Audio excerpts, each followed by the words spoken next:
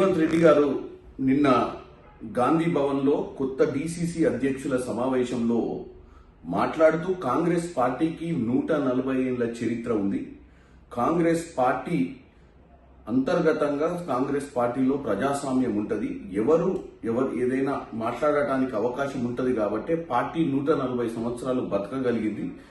ఈ పార్టీలో రకరకాల సమస్యలు ఉంటాయి.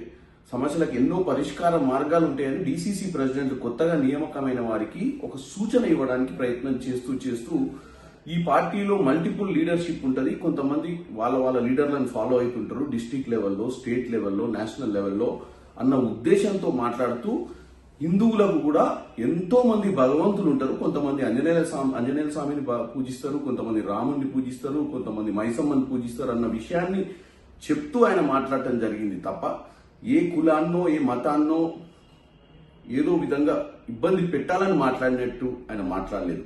కానీ దీన్ని పట్టుకొని బీజేపీ బీఆర్ఎస్ వాళ్ళు ఈరోజు కేవలం దాన్ని రాజకీయం చేయడానికి ప్రయత్నం చేస్తున్నారు. ఈరోజు రేవంత్ రెడ్డి గారు తెలంగాణ రైజింగ్ సమిట్ 2047 కోసం అని చెప్పి ఈరోజు బ్రహ్మాండమైన కార్యక్రమాలు తీసుకుని ఒక సమిట్, అలాగే మెస్సీ లాంటి వాళ్ళని తీసుకొచ్చి హైదరాబాద్ లో ఈరోజు ఫుట్బాల్ ఆడించే ప్రయత్నం చేస్తుండ్రు.